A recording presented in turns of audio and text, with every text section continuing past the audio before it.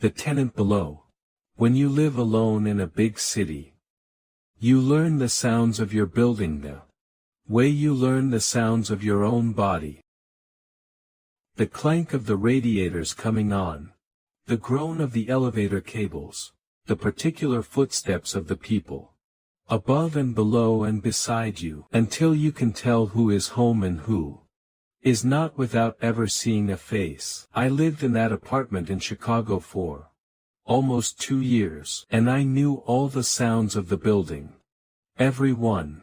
Which is exactly how I knew that the sounds coming from the apartment below mine were wrong, and it took me far too long to understand that the reason they were wrong is that the apartment below mine was empty, and had been empty the entire time I lived there, and that whatever was making those sounds had been getting closer to me, floor by floor, the whole time. I moved into 4C in the winter of 2016. It was a 6-story walk-up in a part of the city that was changing. Half young professionals like me and half older folks who'd been there 40 years. The rent was reasonable, the radiator worked, and the only thing the landlord mentioned that struck me as odd was when I asked about the unit below mine, 3C, because I would noticed it had no name on the buzzer. He said it was vacant. I asked how long. He got a little vague and said it had been vacant a while. That they were having trouble with it. And that I should not worry about it. I did not worry about it. In a city, an empty apartment is a gift. It means quiet below you. I thought I would gotten lucky. For the first few months it was quiet. Then, in the spring, I started hearing things from 3C. At first it was nothing, the kind of thing you do not even consciously register. A creak of floorboards late at night. Directly below my bedroom. The sound of a faucet running, then shutting off. Footsteps, slow, crossing the room beneath my living room and stopping. I assumed someone had moved in. That is the reasonable explanation, the one I reached for, the way you do. The landlord finally rented out 3C, and now I had a downstairs neighbor, and the neighbor kept odd hours. Fine. City living. But I never saw them. Not once. In a small building like that you see everyone eventually, in the stairwell, at the mailboxes, holding the door. I started watching for my new downstairs neighbor and I never laid eyes on a single person, going in or out of 3C. The buzzer still had no name. And when I mentioned to the old woman in 4A, Mrs. Petrenko, that the people below me kept late hours, she gave me a long strange look and said, "There are no people below you, dear. 3C has been empty since before you came." And then she said something I did not understand, at the time. She said, "It has been empty a long time. They keep it empty on purpose. As long as nobody's in it, it stays down there." And she went into her apartment and shut the door. And I stood in the hall thinking the old woman had lost a few marbles. The sounds got more specific after that. More deliberate. It was as if, once I would started paying attention, whatever was down there wanted to make sure I kept paying attention. I would be lying in bed and I would hear, directly below me, the sound of someone getting into bed, the creak of a mattress taking weight, the rustle of bedding, a long sigh. And then, after a while, I would hear breathing, slow, deep, even breathing, the breathing of someone asleep, coming up through my bedroom floor, so clear that some nights I would find myself breathing in time with it before I caught myself, and stopped. I told myself it was the pipes, the radiator, the building settling. I had a story for every sound, the way you do, the way we all do. Right up until the stories run out. I tried, for a while, to catch it in a lie. I would stamp on my floor, hard, twice, the way you do to a noisy downstairs neighbor. And every time, after a pause, it would stamp back, twice, from directly below. Once I knocked a rhythm with my knuckle on the hardwood, a stupid little shave and a haircut, and from below me, a moment later, came the two answering knocks, perfect, polite, like it had been waiting its whole life for someone to play with it.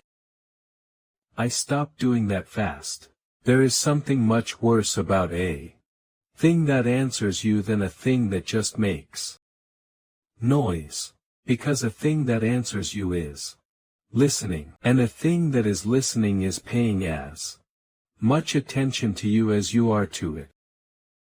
And I did not understand yet that this was the entire danger, that the back and forth was the point, that every time it answered me and I answered back, I was tying us a little tighter together.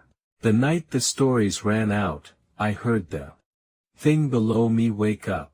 I would been lying awake listening to the slow, sleeping breath from 3C, and around 3 in the morning it changed. It quickened, the way breathing does when a person surfaces from sleep. There was the creak of the mattress as weight shifted, and then, directly below my bed, a voice, low and thick and blurred with sleep, said, "Are you awake up there?" And I stopped breathing entirely, because it was not just that there was a voice in the empty apartment below me. It was that the voice was directly below my bed, where the head of my bed was. As if it were lying in the same position I was lying in, one floor down, mirroring me, and it had asked its question in a tone of sleepy, intimate familiarity, the tone of someone who shares your bed, who has been lying awake next to you, who is wondering if you are awake too. I did not answer. Of course I did not answer. I lay rigid in my bed with my heart slamming, and I waited. And after a minute the voice said, "A little more awake now, a little more disappointed. You do not have to pretend. I can hear you breathing too." And then the breathing below me changed its rhythm, slowed, deliberate, and I realized with a wave of horror that it was matching mine, that it was breathing exactly in time with me, in and out, and that the only way it could do that was if it was listening to me as closely as I was listening to it. I moved to the couch that night. I slept, when I finally slept, with every light in the apartment on. The next day I did what any rational person does. I tried to prove to myself I was imagining it. I went down to the 3rd floor and I knocked on the door of 3C. There was no answer. I knocked again, louder, and pressed my ear to the door, and from inside the empty apartment I heard, faint, the sound of someone walking across the room toward the door and stopping on the other side of it, right where I stood, with only the door between us. I could hear it breathing. I backed away. I went to the landlord. I told him there was someone living in 3C, and that they were harassing me through the floor. He went pale, actually pale, and he said, in a voice that had stopped pretending, "Did you go in? Did you open the door?" I said no. He said, "Don't. Whatever you hear, whatever it says, do not open that door, and do not let it think you will come down. It can't come up on its own. That is the whole point. It can't come up unless you go down to it, or unless you invite it. We keep that unit empty so there is a buffer, so there is always one empty floor between it and whoever's in the building." And then he said the thing that made me start packing.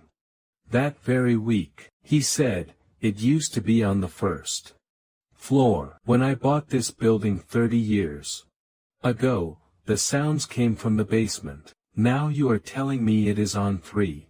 It has been coming up. 1 floor at a time.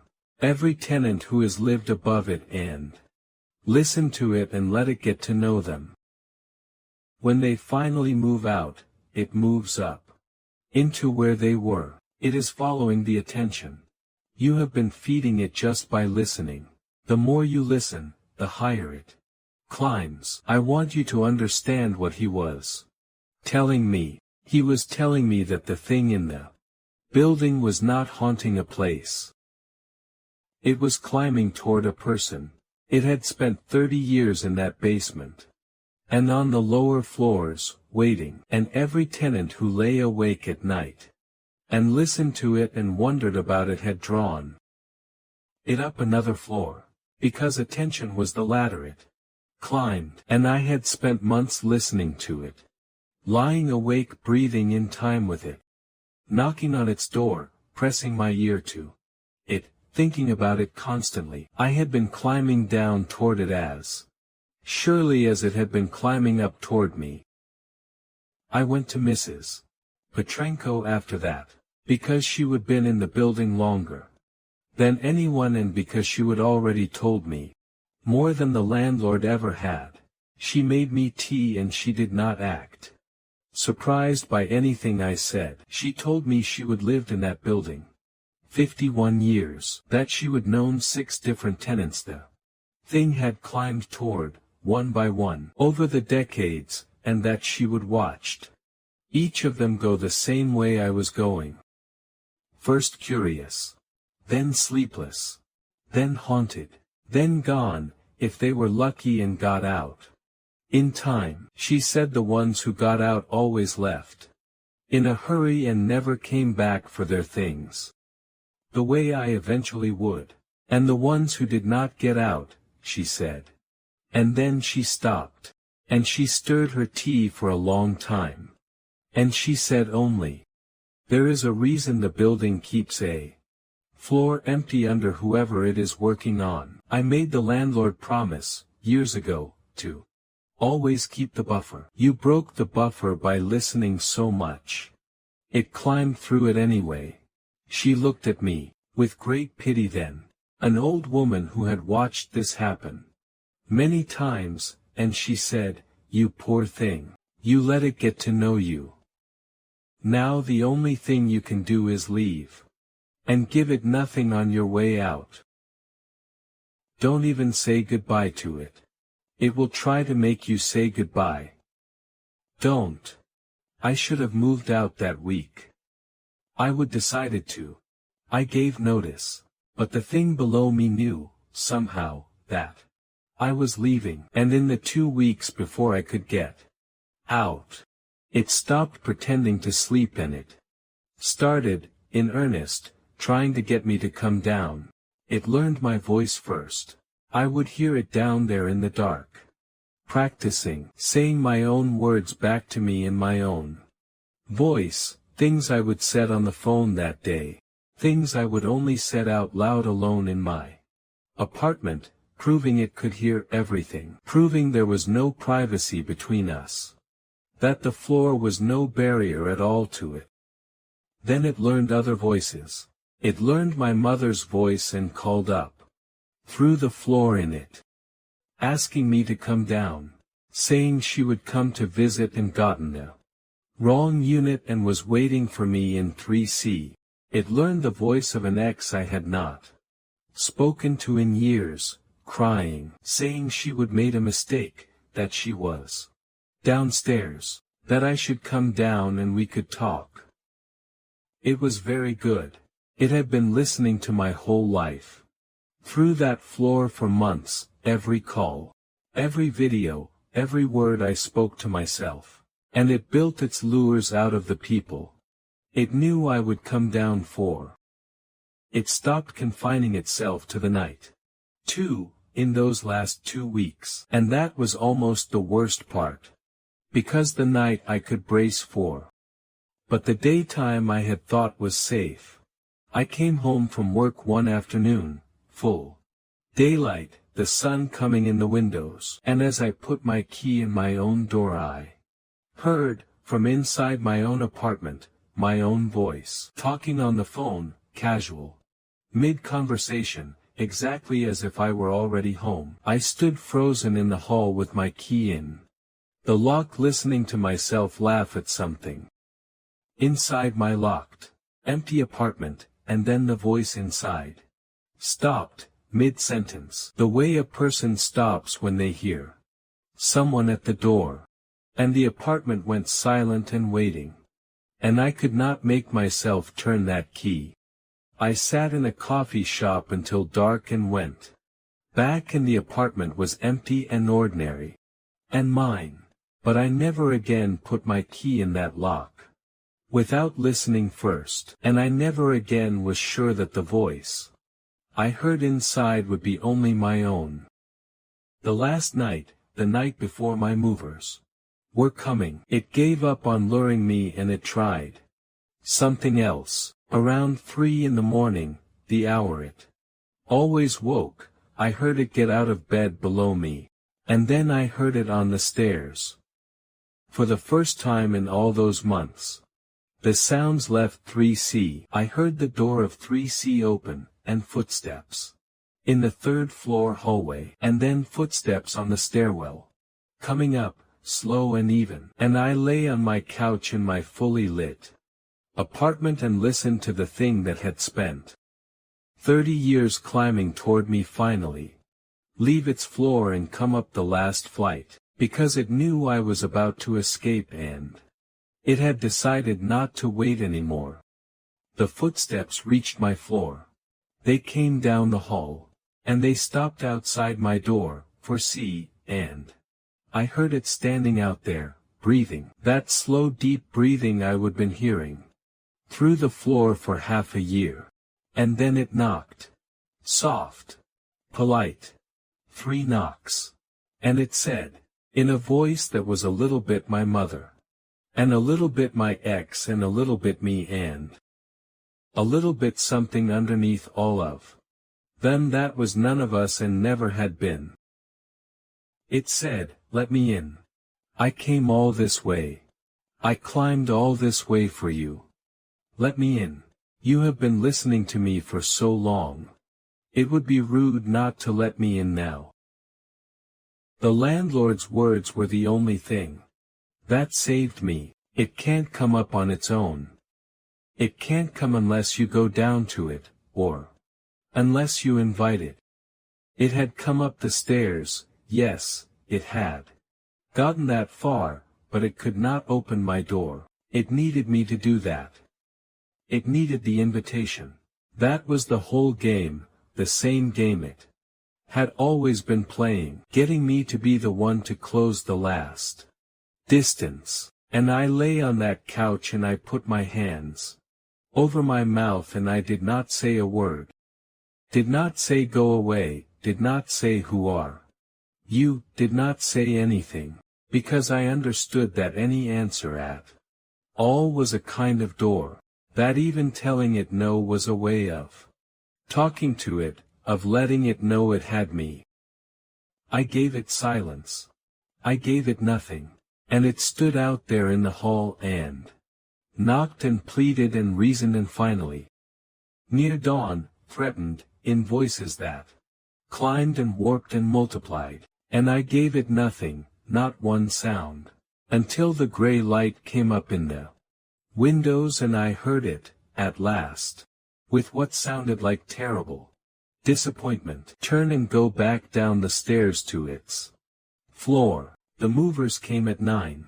I left everything that would not fit in 2 suitcases. I walked down past 3C with my eyes straight ahead and I did not look at the door and I did not listen for what might be behind it. And I got in the truck and I left and I have never been back to that building. Mrs.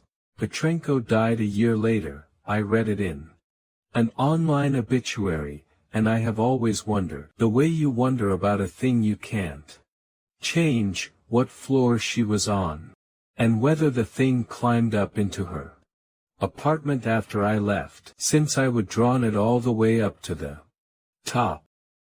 And whether some poor person living below her started, in the months before she died, to hear sounds from an empty unit, and reached for the reasonable explanation, the way I did, the way we all do. Here is the thing I think about most. It never wanted to break in.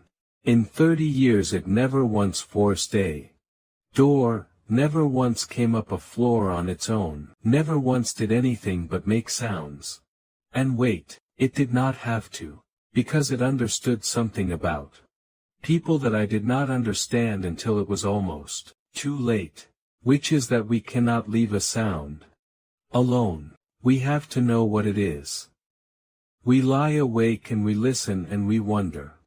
And we knock on the door and we press our ear to it.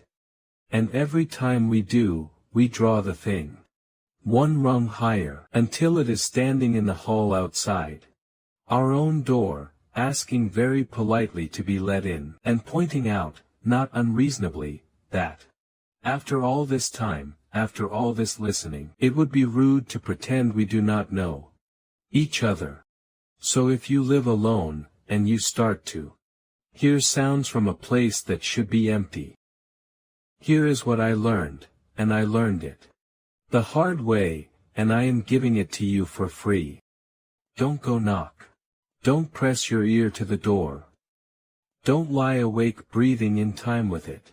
Don't learn its hours and do not let it learn yours. Whatever you do, do not feed it your attention, because attention is the ladder, and it is patient, and it is already closer than you think, and if it ever climbs all the way up to your door, and it knocks, soft and polite, 3 times, and it speaks to you in the voice of someone you love, and it points out how long you have been listening, and how rude it would be not to let it in.